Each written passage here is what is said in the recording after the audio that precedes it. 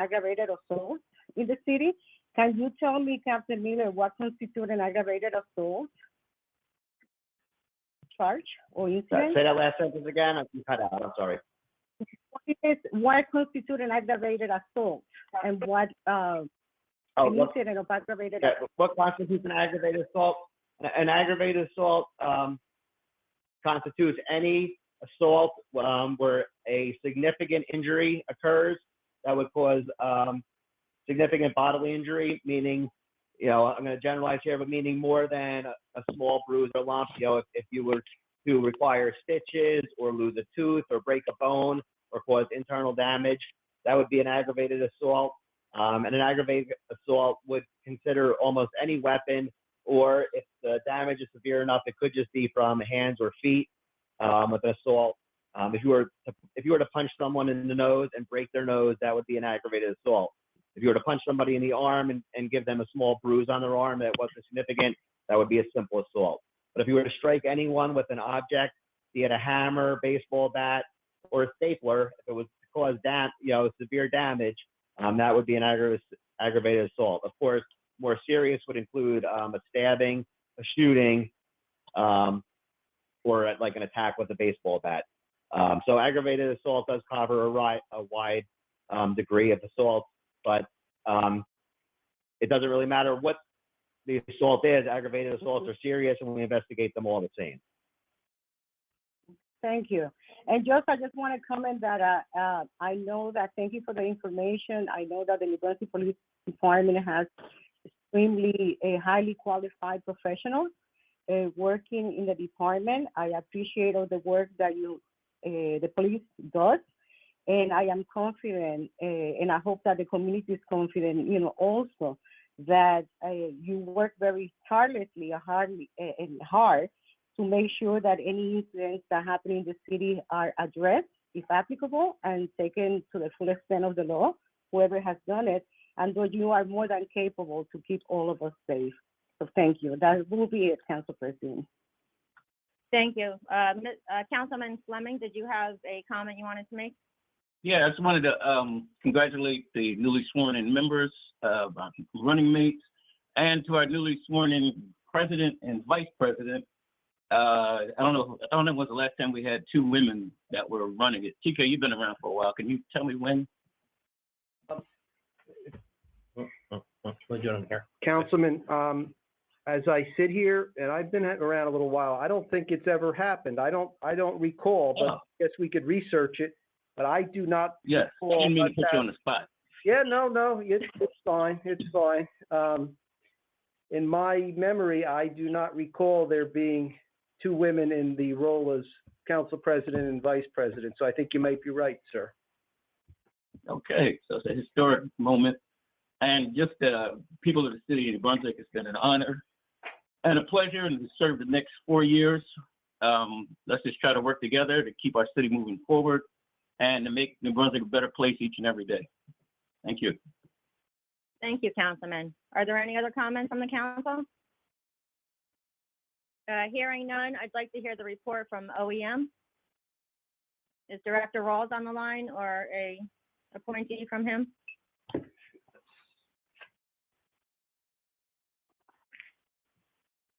Do I have anyone? I am on the line. Thank you. Okay. Thank you. I've been muted.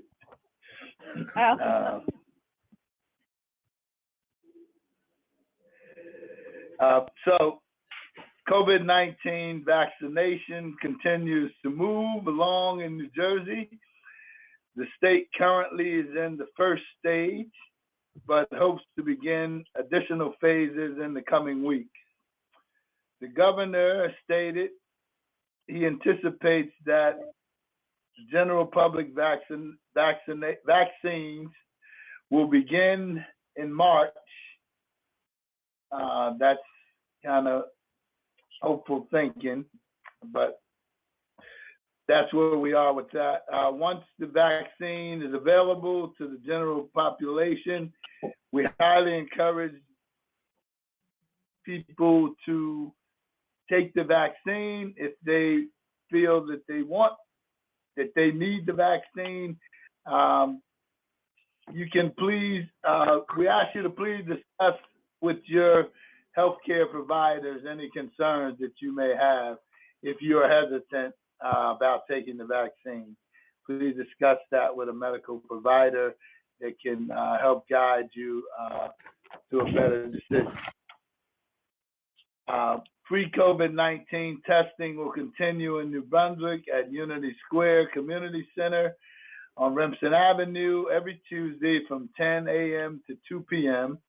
There's no appointment necessary for this location, and the next date is Tuesday, January 12th. COVID-19 testing through Middlesex County Office of Health Services is ongoing in Piscataway. For dates and times, please visit the Middlesex County website. The city will continue to share updates, information with COVID-19 on our website, on our social media, and the COVID-19 report podcast on Monday, Wednesdays, and Fridays. They can be found on the city's website, cityofnewbrunswick.org. And that's it. If I have any questions, I'll answer. Are there any questions for Director Rawls? Hearing none. Thank you, Director. Okay. And we'll now move to the public portion of the meeting. At this time, we're preparing to open the meeting for public comment for up to 5 minutes per person. Will the clerk please prepare the list? Yes, Council President.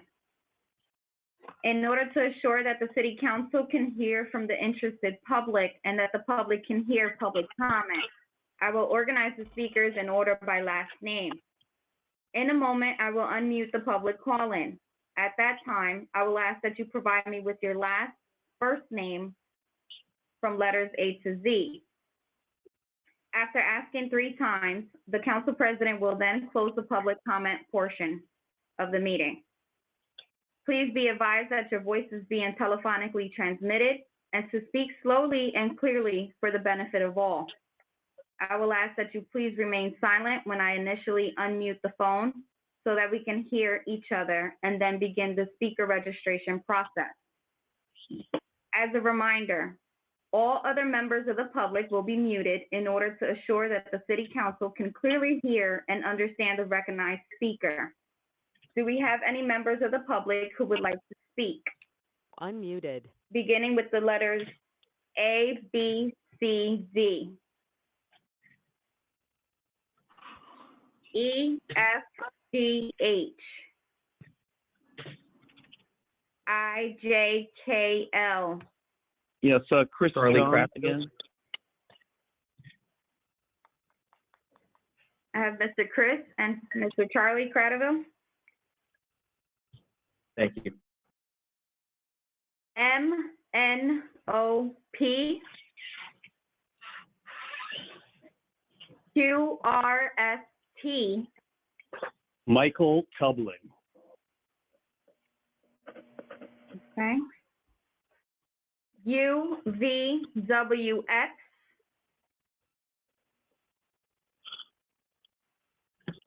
Y. Do we have any other members of the public who wish to speak? A through Z. Okay. I'll ask one more time.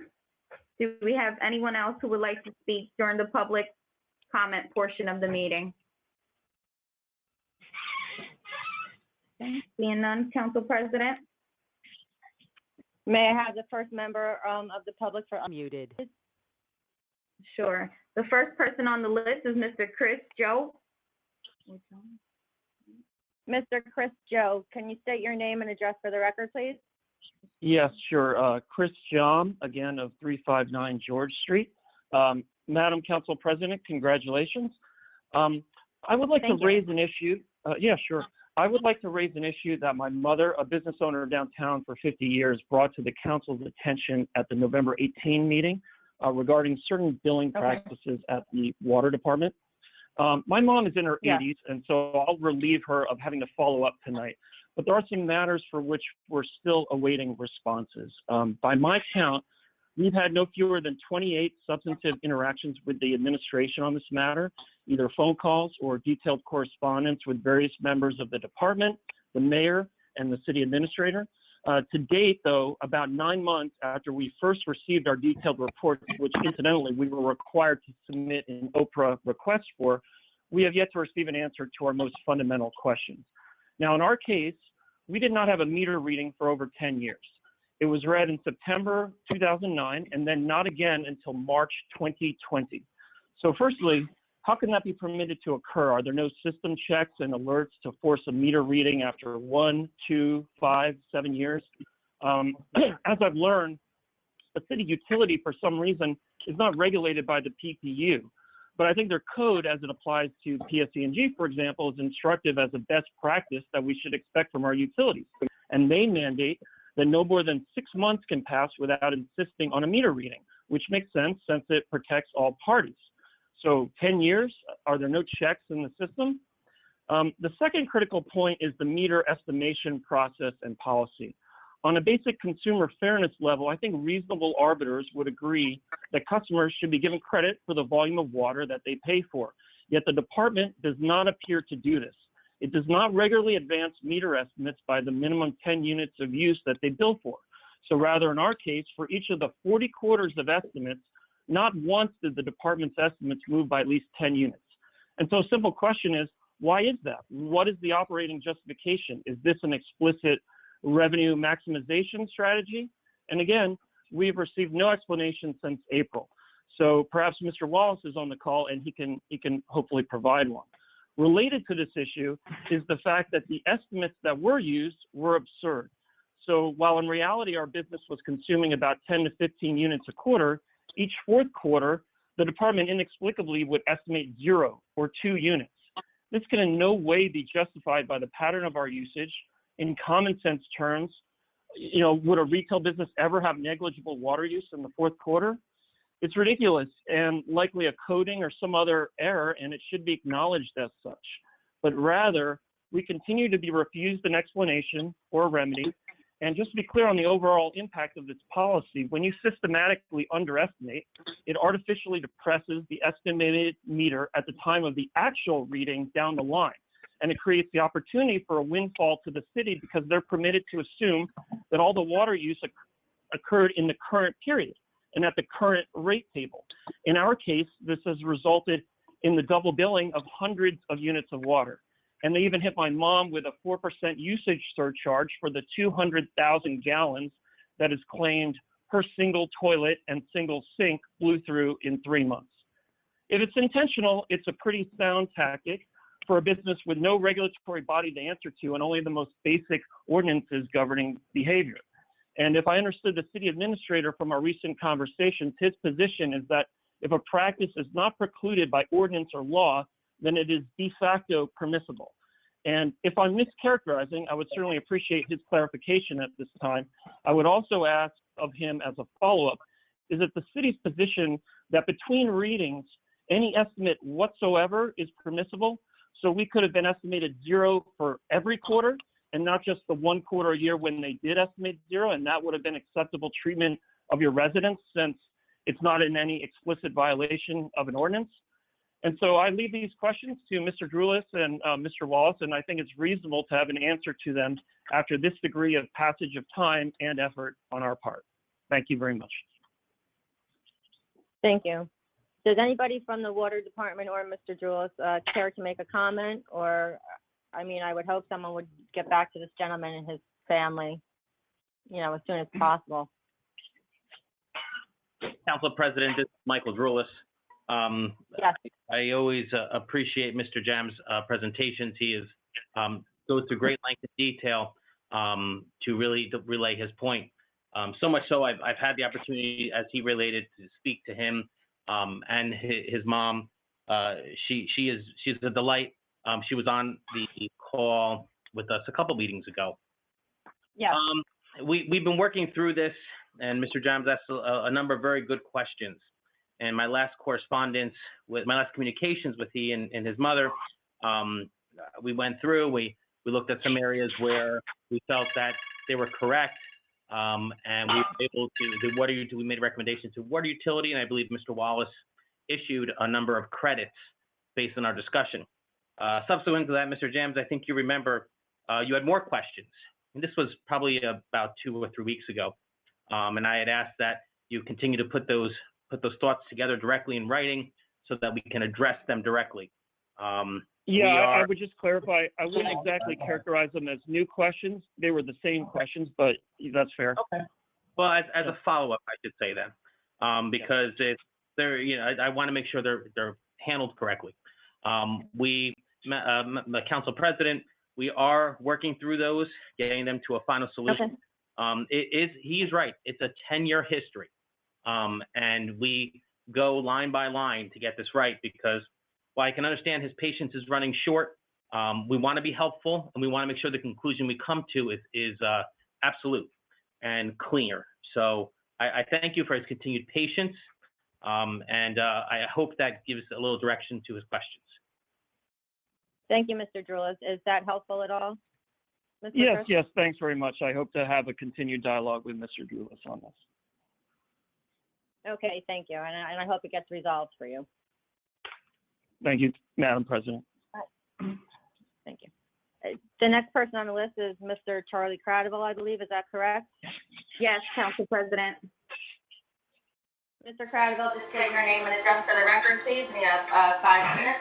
Yes, Charlie Cradiville, New Brunswick today. I do want to start by lamenting what a tragedy it is, what's going on in the U.S. Capitol right now. I understand that someone lost their life today because of this mob violence that's been brought on by the criminal president, and I just am disappointed that this council never was even able to stand for something as simple as impeaching Trump from office, and I tried to say this was going to be a big problem, and unfortunately the council took no action, and I think that that's a decision hopefully you regret and learned a lesson from. I do need to ask you, at the June 3rd, 2019 event announcing the Rutgers Cancer Institute, Madam Council President, were you at that event? I was at a conference that just announced I think that is what it was. It announced the project. Okay. And you were there to support the project? No, I was there to hear an announcement of something that was going on in the city. Okay. Not support. I mean, I wasn't there to speak, support, or otherwise. I was there to learn of something that may happen in the city of Brunswick. Gotcha. And did you post a supportive post on your Facebook page after attending that event? I don't believe so. Okay. Well, I'll move on because the time is limited. Is the water utility made any progress on the $355,000 fine that was levied for lying about the safety and quality of the drinking water for several years? Is the water utility just going to hope that the DEP forgets this, or is any move been made to make this right? We have a representative from the water department on the line. Madam Council President, this is C.K. Shandy. I could respond.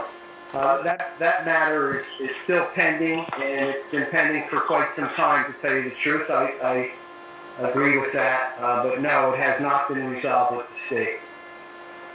Okay. Thank you, Mr. Shandy. Can Captain Miller confirm that 32 people were shot in New Brunswick last year?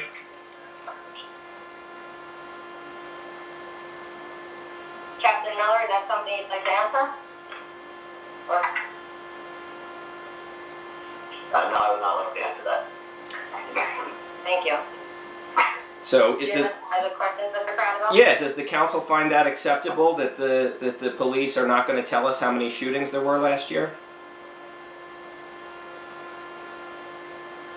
How many people were shot? This is actually more than just shootings. I spoke with the director this morning, and we spoke about some of the reporting issues that you brought up and that people have been talking about, and he relayed to me that all shootings and aggravated crimes are tracked through a mandated process with the UCR, and they might not be specific to type, but under the requirements, they give the information that they have to give. And, and I'm also confident that our department does indeed track all violent crimes with specificity, but as a standard practice. And correct me if I'm wrong, Captain Miller, but that's what our department does, and that's what our department follows. And I'm not sure about your specific questions, Mr. Federal. I'm asking about gun crimes, specifically shootings where people are injured by gunfire. That's a specific type of aggravated assault. You heard about all the different types of aggravated assault that the department investigates. Right. I'm asking for the number of shootings, and I'm disturbed to learn that there was a shooting on August 1st that was kept quiet. A woman claims that a stray bullet hit her in her home while she was asleep. And the police department did not share this news with the public. Rutgers did not publicize it, even though it's just a few blocks from the Cook-Douglas campus. And this woman says that the police have not made any progress in solving the shooting, and she was not the only one shot. There were 3 people shot that day, and Captain Miller can't even be bothered to tell me whether these people that were shot were men or women, or what age they were. The basic stuff that Oprah calls for. We deserve an awful lot better than this. We deserve a director that comes to the meetings. This was Housing Authority project where this happened, and we deserve transparency about the violent crimes. And I hope that you will ask the director to come to a meeting for a change, because he owes that to the public.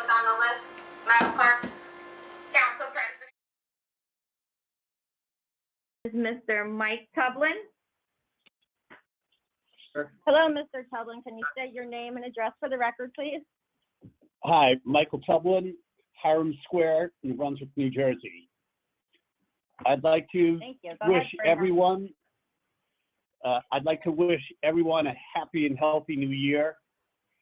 And secondly, I would like to thank and congratulate Mayor Cahill, the City Council, New Brunswick City Markets, the police and fire department for closing George Street to traffic and opening it to the public for these past several months. Downtown New Brunswick felt like a European city with outdoor dining and entertainment all over the special improvement district.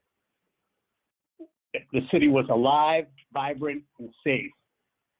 I hope the city will consider keeping George Street closed in the future.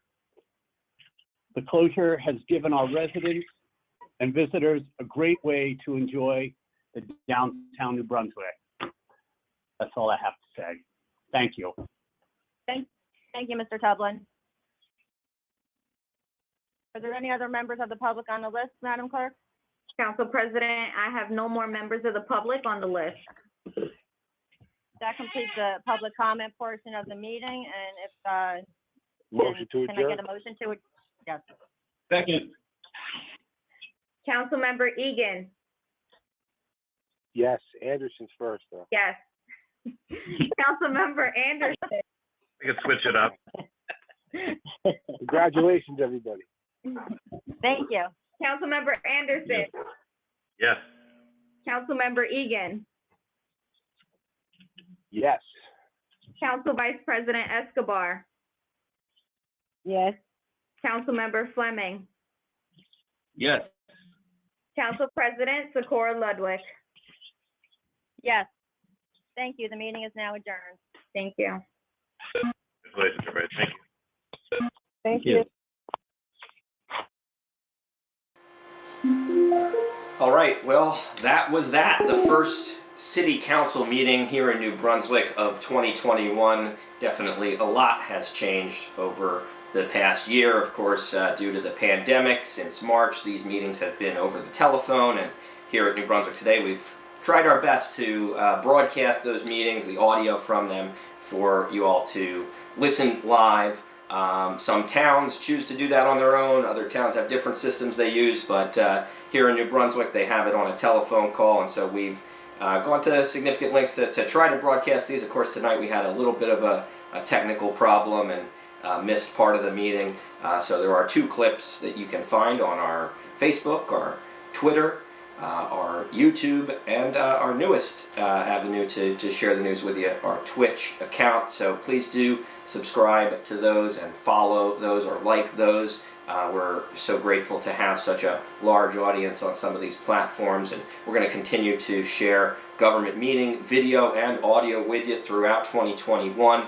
But I am broadcasting from our new broadcast center, a little studio we have here at our headquarters, and so I am going to be doing a special report later on tonight around 7:30 p.m. on all those channels. We'll be broadcasting the latest about the presidential election. Of course, our system is strange and unique in that we have this whole system of electors instead of direct election, and so that process was supposed to culminate today, but angry protesters were able to get into the Capitol, and some of them were violent and damaged things, and unfortunately, as I mentioned on the council meeting call, it appears at least one person lost their life in the mayhem that went on there. Of course, both houses of Congress were in the middle of their duty to evaluate these electoral votes and certify them, and both houses, the U.S. House of Representatives and the U.S. Senate, had to suspend their proceedings. I've been tied up with the council meeting for the past hour or so, so I'm going to go check up on what we missed, and we'll have a special report for you tonight at 7:30 about this election, and we'll try to also give you some local news updates and some updates on what we're doing, what we're working on here. But we are just trying to bring you the latest. It's a very crazy day, as I'm sure you've heard. So thank you for watching this council meeting. I'm Charlie Cradaville for New Brunswick Today, and tune in later tonight for our special report on the U.S. president.